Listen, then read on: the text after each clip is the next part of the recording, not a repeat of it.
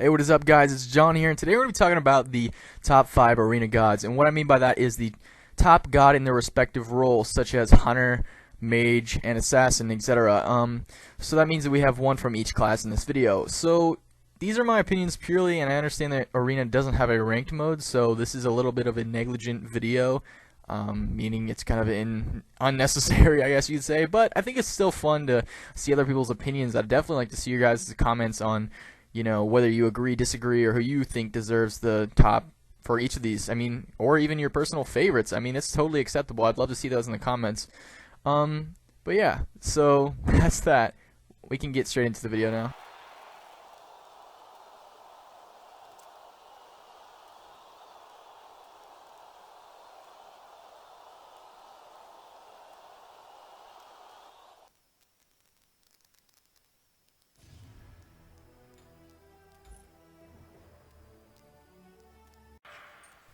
So first off, in the warrior category, we're going to go with Odin. Now, between all the warriors, there's a lot that you could go for. You go for Hercules, Bellona, but Odin is just so good, and I almost consider just considering him a guardian even. I mean, I don't build him like a warrior most of the time. The gameplay footage that I have here, I kind of did build him that way, just because I'm not a big fan of building Odin just like bruisery, but whatever. I'm trying to do it to make him fun. He's kind of a boring character sometimes, in my opinion. You just 2, 1, and 3 occasionally, and mostly just ult. I mean, literally, he's pretty basic.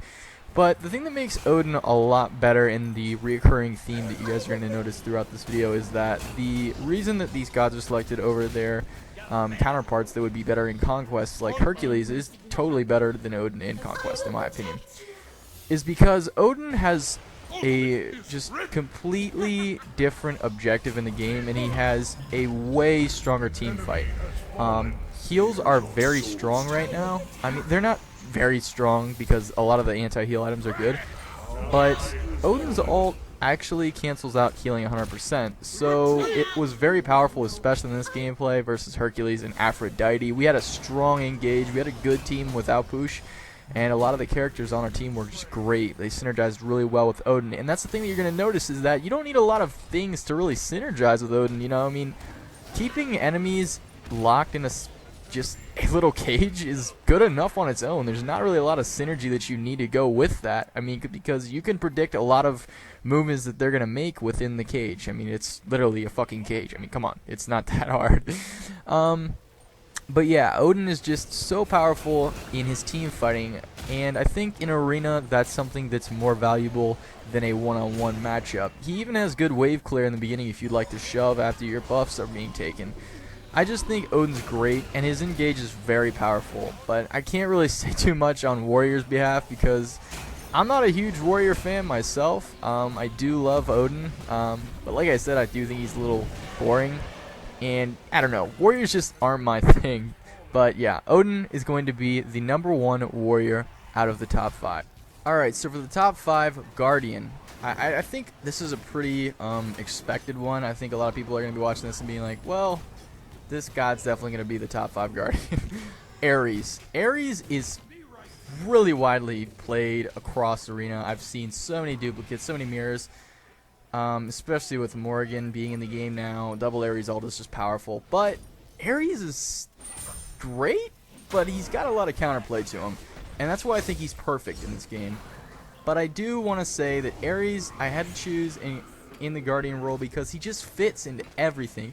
And when I referenced it in the Odin kind of review, I guess, of why I chose him, Ares just fits so many different things. He fits so many different compositions. I know a lot of people only think that he's just some god for only his ultimate. And yeah, his ult's insane if it works. But I would say that Ares' ultimate is pretty much guaranteed to land on at least 3 people every time that he uses it, if he's a remotely intelligent person. I don't even think it's the god himself. I think you just have to be someone with common sense. And I think that you come to realize if you don't have beads or sanctuary, which you can only have 1 up to a certain point in the game, that's guaranteed kill. And usually by the time the second team fight rolls around, cooldowns are up for Ares ult, and well, I guess this would be backwards. Cooldowns would be up on your beads, and cooldowns would be off on his ult. So that's dangerous. If the Ares is playing really aggressive and the team's ahead, he can definitely snowball them even further there. I don't know. I just feel like it's really good. I mean, I just kind of mentioned it there, but he forces you to buy an item, like a relic. And I know beads is good just on its own, you know. People would be comfortable if that's what they have to do every game, I'm sure.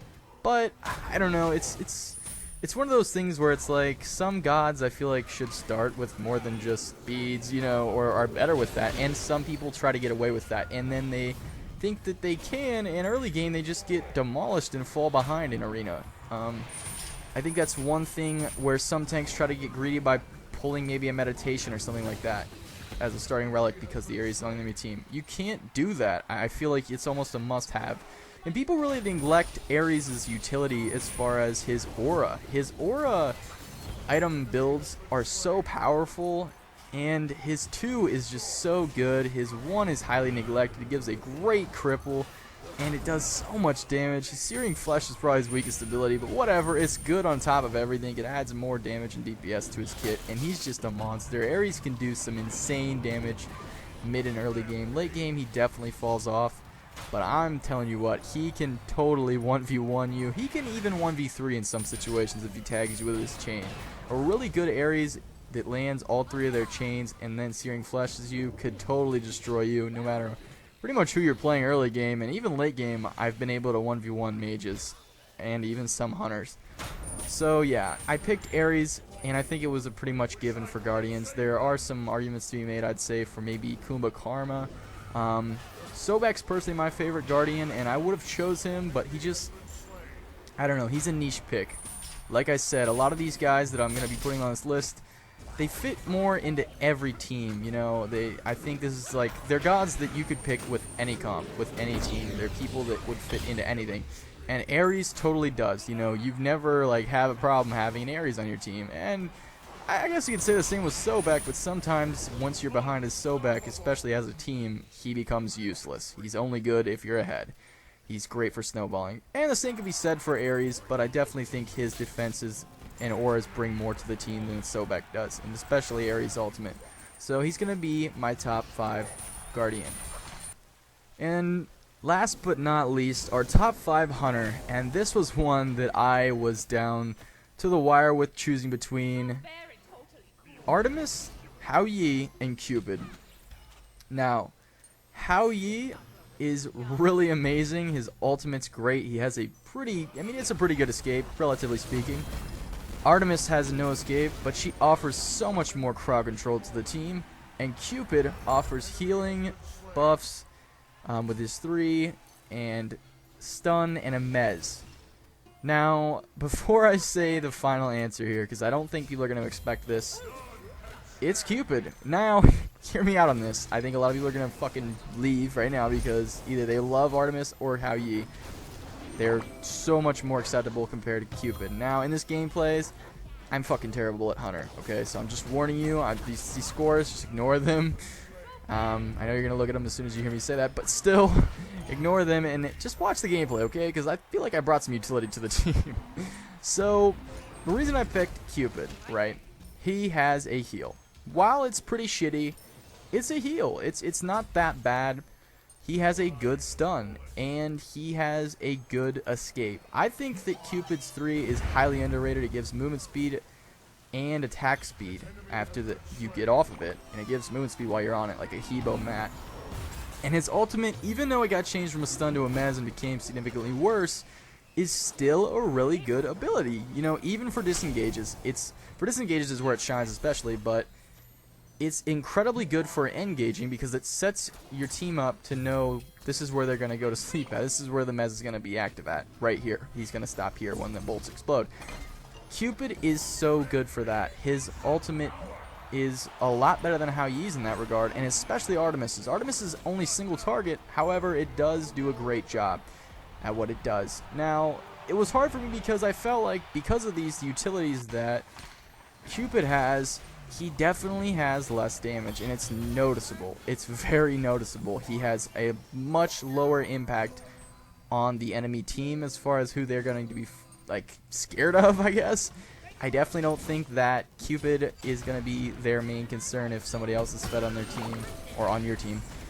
But hey, who knows what could happen. Cupid's still a hunter, and he's still capable of a lot of damage via crit items and via just any of the normal build that hunters are building right now.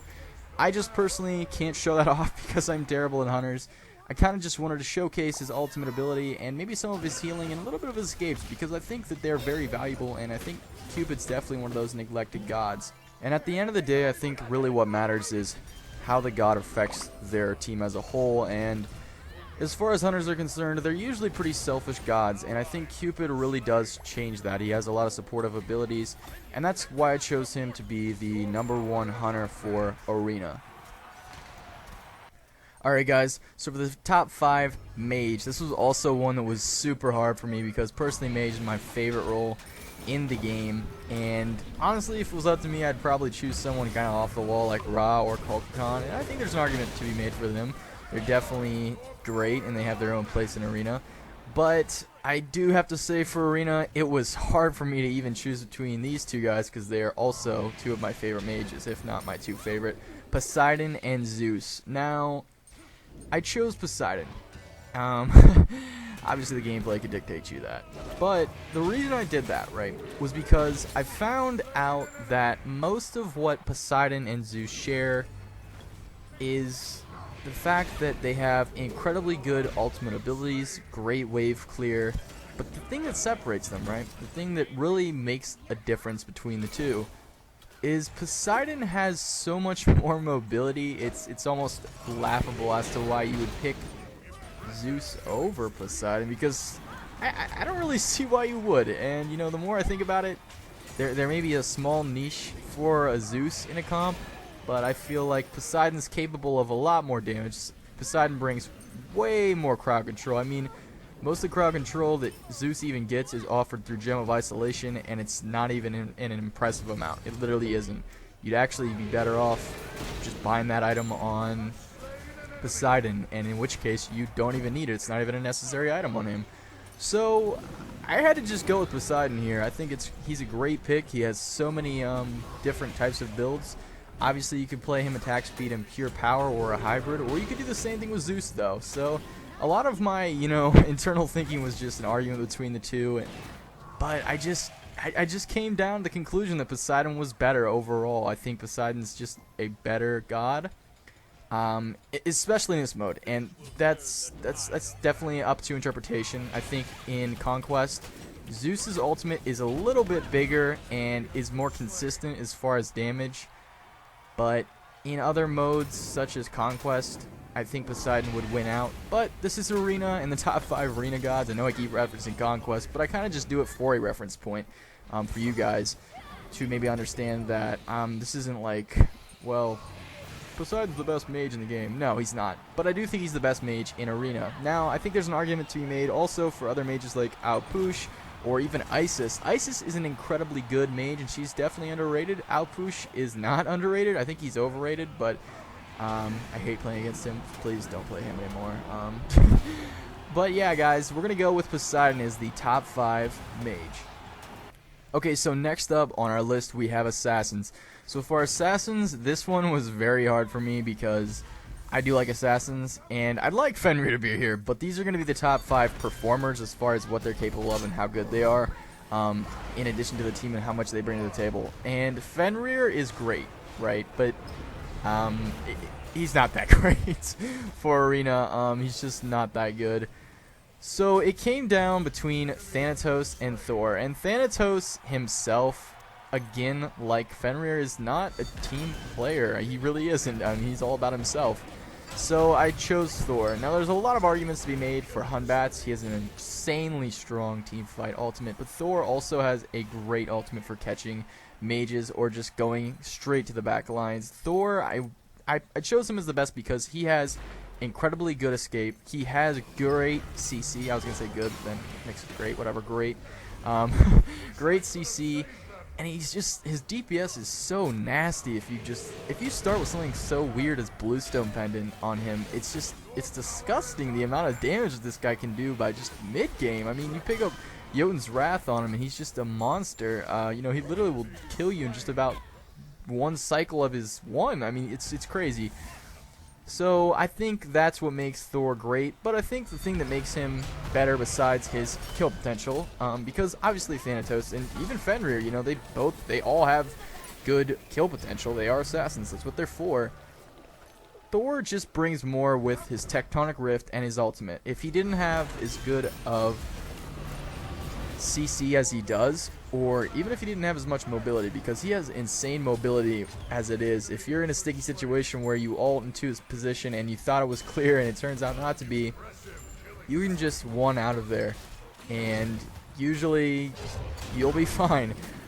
Very good players in Arena will try to stun you or something like that when they notice that you throw out your one, because typically Thor wants to get his maximum distance when he's escaping.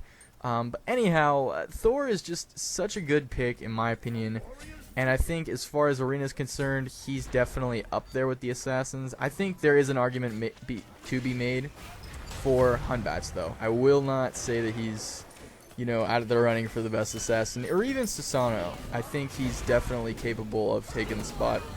But what made me choose Thor was he's just so much more consistent in his crowd control and his mobility. You know, Hunbats has to land an ability, and you know, he has to get it, like, I don't know, Hunbats is just weird. I think you know, his jump and his whole, you know, press fucking one to get to the next where your monkey's gonna be, it's just fucking weird. You have to be like a god tier Hunbats. Thor is so basic. Thor is so simple. He's just, you start with the guy. I mean, he's fucking cake.